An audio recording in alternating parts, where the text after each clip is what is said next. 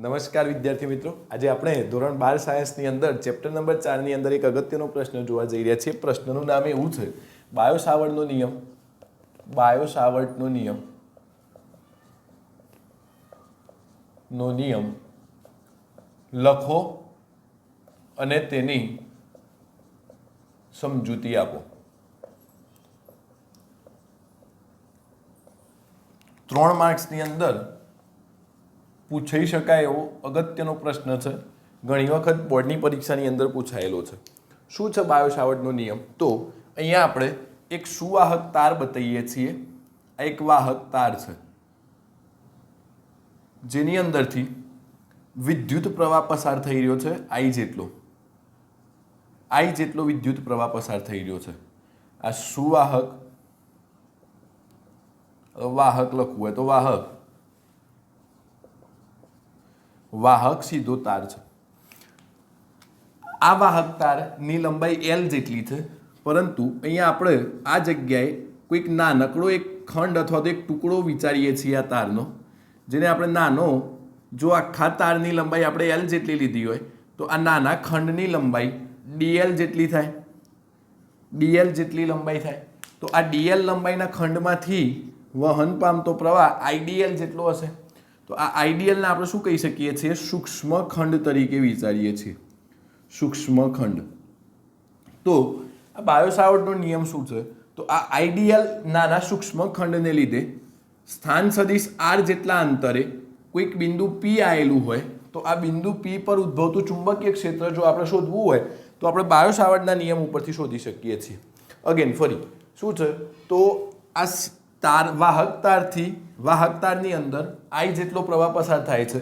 એની અંદર એક નાનો ટુકડો અથવા નાનો ખંડ, સૂક્ષ્મ ખંડ આપણે વિચાર્યો તો આ સૂક્ષ્મ ખંડની સાપેક્ષે r સ્થાન સદિશ અંતરે આવેલા બિંદુ P પર ઉદ્ભવતું ચુંબકીય ક્ષેત્ર આપણે બાયો-સાવર્ટના નિયમ ઉપરથી લખી શકીએ છીએ. તો પહેલા અહીંયા આપણે નિયમ લખીએ છીએ. શું છે બાયો-સાવર્ટનો નિયમ? તો આઈડીએલ પ્રવાહ ખંડની સાપેક્ષ r સ્થાન સદિશ જેટલા અંતરે આવેલ બિંદુ P પર સૂક્ષ્મ ખંડને લીધે ઉદ્ભવતું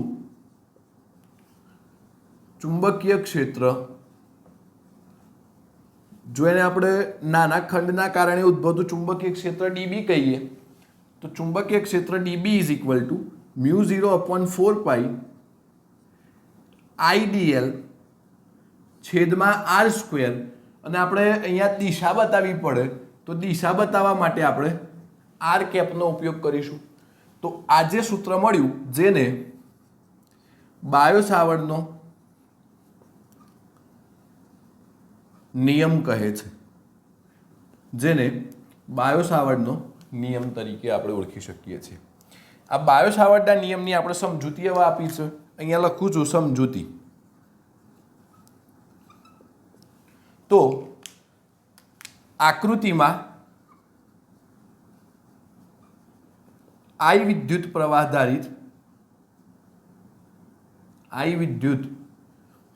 ધારિત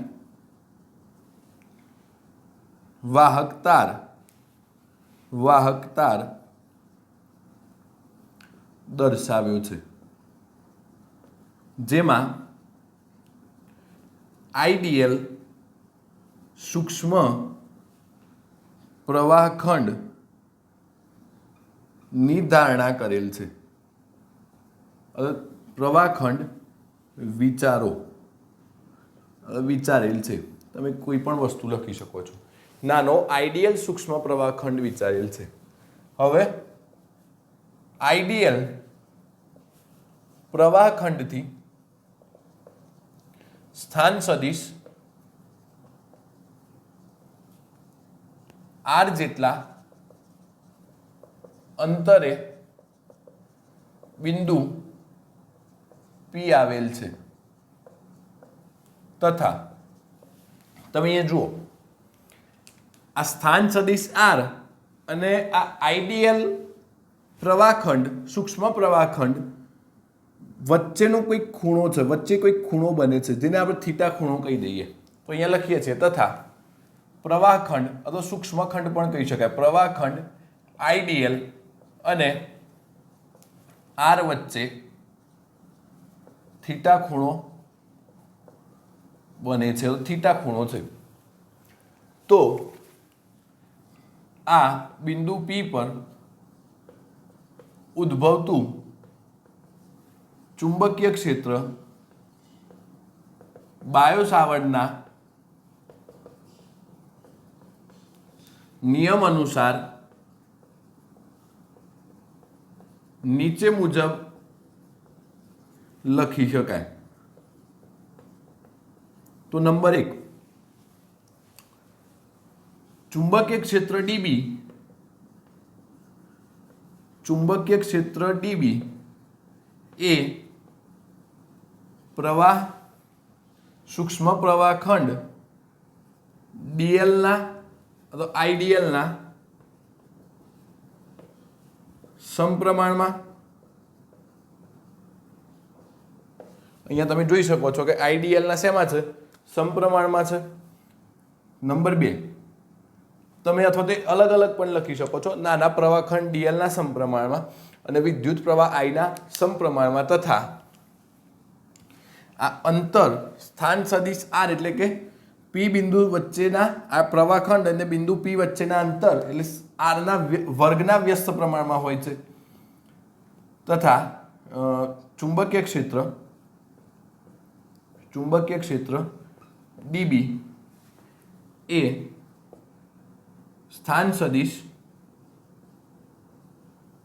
R ના વર્ગના વ્યસ્ત પ્રમાણમાં હોય છે. તમે અહીંયા સૂત્ર પરથી પણ જોઈ શકો છો. આ આપણે સમજૂતી આપી રહ્યા છીએ. તમે આટલું નોટ ડાઉન કરો, ત્યારબાદ હજુ આપણે આગળ જોઈએ છીએ.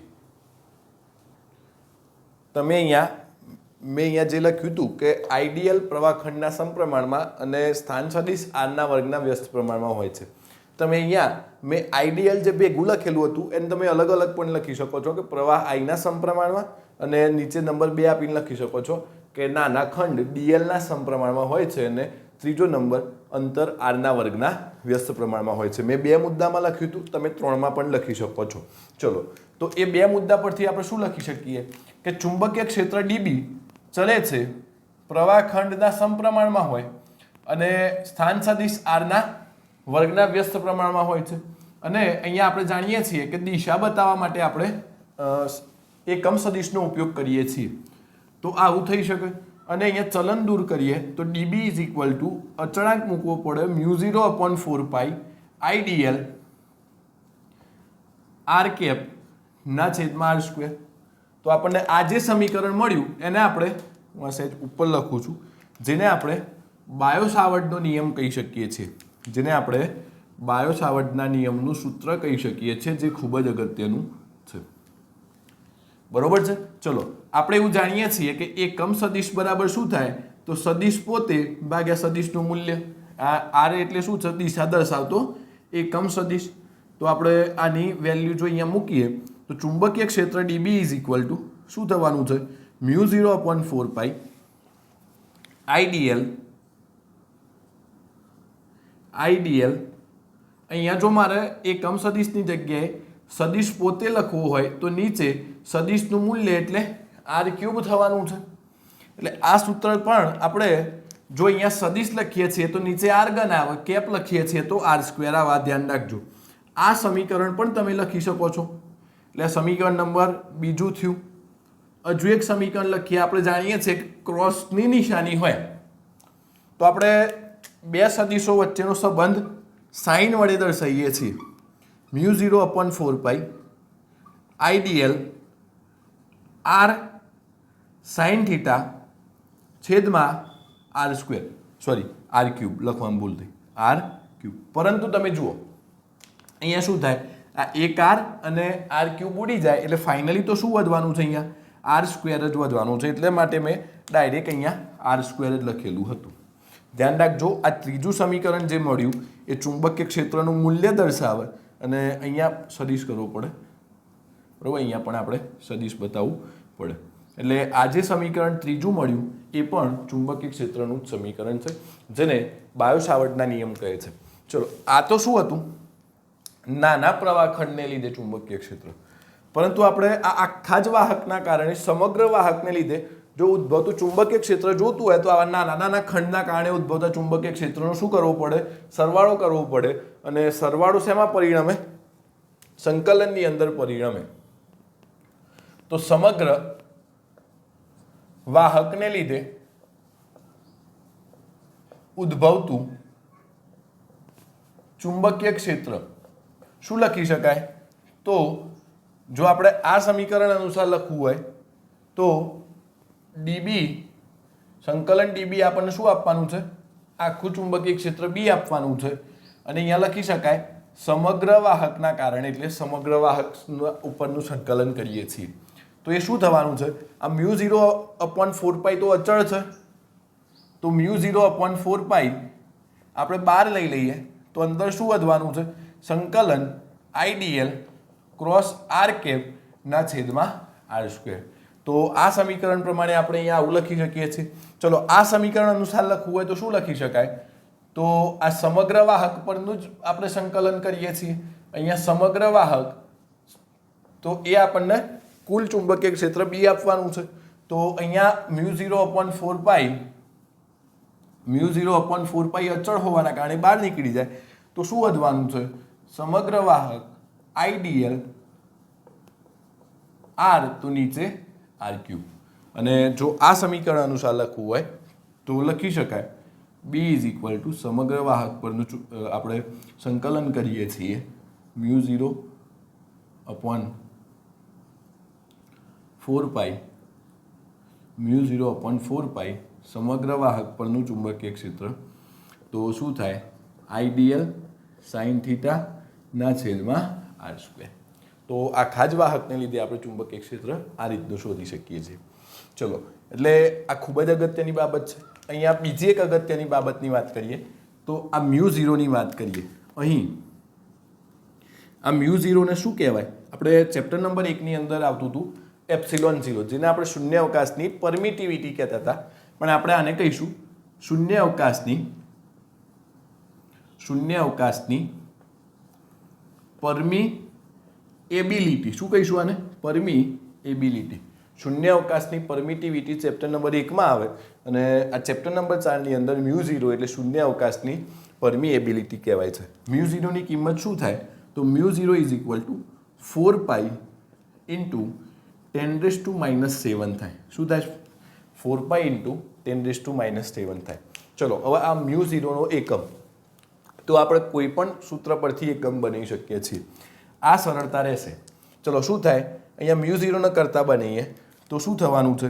હું અહીંયા લખું છું μ0 ને કરતા બનાવીએ, લખવાની જરૂર નથી તમારે, આ જસ્ટ આપણે ખાલી એક સમજવા માટે છે. μ0 ને કરતા બનાવીએ તો DB into 4π into R square ના છેદમાં આઈડીએલ સાઇન થીટા થવાનું છે.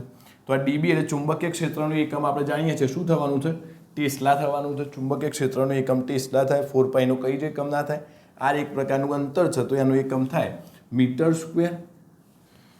આઈડીએલ એટલે અહીંયા આઈ પ્રવાહ ખંડ છે અથવા પ્રવાહ છે તો એનું એકમ થાય એમ્પિયર. આ ડીએલ એટલે નાનો લંબાઈનો ટુકડો છે એટલે અંતર જ કહેવાય તો એનું થાય મીટર. થીટાનો કોઈ એકમ થાય નહીં. એટલે શું થાય? અહીંયા આ મીટર એક કેન્સલ આઉટ થાય તો શું થવાનું છે ફાઇનલી? તો અહીંયા લખી શકીએ છીએ tesla metre into ampere -1. Tesla metre ampere -1. બરોબર છે? આ μ0 નો અહીંયા એકમ થવાનો છે. આ એકમની વાત કરી. હવે ખૂબ જ અગત્યનું જે બોર્ડની પરીક્ષાની અંદર અને ગુજકેટની પરીક્ષાની અંદર MCQમાં પૂછાય છે આ μ0 નું પારિમાણિક સૂત્ર. તો અહીંયા તમે ટેસ્લા એટલે કે ચુંબકીય ક્ષેત્રનું પારિમાણિક સૂત્ર જાણતા હો તો એના ઉપરથી તમે સરળતાથી લખી શકો છો. ચુંબકીય ક્ષેત્રનું પારિમાણિક સૂત્ર લખવા માટે F ઇઝ ઇક્વલ ટુ આપણે QEB સૂત્ર ઉપરથી લાવેલા હતા. તો B બરાબર શું થવાનું છે? F ના છેદમાં QV. તો બળનું શું થાય? m1 L1 T -2. આ ક્યુનું થાય A1 T1 અને આ વેગનું થવાનું છે L1 T-1 એટલે આપણે આનું સાદું રૂપ આપીએ તો શું થાય M1 આ ઉપર જાય તો L0 Tમાં શું થવાનું છે તો T આ ઉડી જાય T-2 A-1 તો બીનું ચુંબકીય ક્ષેત્ર શું થાય બી ચુંબકીય ક્ષેત્રનું પારિમાણિક સૂત્ર થાય M1 L0 T-2 A-1 આ ટેસ્લાનું થયું આ મીટર એટલે અંતરનું ફરી અગેન L1 આનું ફરી થાય A-1 તો ફાઇનલી શું થઈ જાય M1 L1 T-2 A-2 11-21 છેલ્લા બે માઇનસ એ આપણે અહીંયા આ μ0 નું પારિમાણિક સૂત્ર જે ખૂબ જ અગત્યનું છે ઘણી વખત પરીક્ષાની અંદર પૂછાતું હોય છે આપણે અહીંયા લખી શકીએ છીએ છેલ્લી એક બાબત કે આ ચુંબકીય ક્ષેત્રની દિશા કઈ રીતના શોધી શકાય આ ચુંબકીય ક્ષેત્ર એ સદિશ રાશિ છે આપણે એવું જાણીએ છીએ તો અહીંયા લખી શકાય કે ચુંબકીય ક્ષેત્ર dB ની દિશા આઈડિયલ અને R થી બનતા સમતલને લંબ રૂપે હોય છે તે જમણા હાથના અંગૂઠાના નિયમ પરથી શોધી શકાય નિયમ પરથી મેળવી શકાય છે ચલો કઈ રીતના શોધી શકો છો તમે તો તમે અહીંયા જુઓ કે અહીંયા એક સમતલ બને છે આઈડિયલ અને R થી તો તમે જમણા હાથના અંગૂઠાનો નિયમ વાપરી શકો છો કે શું થાય તો આઈડિયલની દિશામાં આંગળીઓ આરની દિશામાં ફેરવતા અહીંયા આઈડિયલ ક્રોસ R પહેલાં આઈડિયલની તો અહીંયા તમે આઈડિયલની દિશામાં આંગળીઓ રાખીને આરની દિશામાં ફેરવો તો અંગૂઠો ક્યાં રહે અંદરની તરફ રહે એટલે અહીંયા ચુંબકીય ક્ષેત્રની દિશા આ P બિંદુએ ચુંબકીય ક્ષેત્રની દિશા અંદરની તરફ થાય અને મેં તમને કીધેલું છે કે જો ચુંબકીય ક્ષેત્ર અંદરની તરફ હોય તો એને આપણે ક્રોસ નિશાની વડે દર્શાવી શકીએ છીએ બીજી રીતના કઈ રીતનું શોધી શકાય આ તારના કિસ્સામાં ધ્યાન રાખજો આ તારને આ રીતના પકડી લો પ્રવાહની દિશામાં અંગૂઠો રાખતા આંગળીઓ ચુંબકીય ક્ષેત્રની દિશા આપે ફરી બોલું છું તારને પકડતા પ્રવાહની દિશામાં અંગૂઠો રાખો તો આંગળીઓ ચુંબકીય ક્ષેત્રની દિશા બતાવો તો આંગળીઓ ક્યાં જાય છે અંદર પ્રવાહની દિશામાં અંગૂઠો રાખીએ તો અંદરની તરફ જાય છે તો P બિંદુએ ચુંબકીય ક્ષેત્રની દિશા ક્યાં થવાની છે અંદરની તરફ થવાની છે ઇનકેસ અહીંયા કોઈ Q બિંદુ હોત તો તમે જુઓ અહીંયા પ્રવાહની દિશામાં અંગૂઠો તો અહીંયા આ Q બિંદુએ ચુંબકીય ક્ષેત્ર ક્યાં થાત આમ આંગળીઓ બહારની તરફ આવે છે માટે Q બિંદુ પાસે ચુંબકીય ક્ષેત્ર આમ બહારની તરફ થાત બરોબર છે અહીંયા આ દિશા જોવાનું એ ખૂબ જ અગત્યનું છે અહીંયા આટલું લખો એટલે પ્રશ્ન અહીંયા પૂરો થાય ઘણી વખત પરીક્ષામાં પૂછાયેલો પ્રશ્ન છે જો તમને મારી ટીચિંગ મેથડ પસંદ આવતી હોય તો વિડીયોને લાઇક કરો અને ચેનલ પર જો તમે નવા હોય તો ચેનલને સબસ્ક્રાઈબ કરો થેન્ક યુ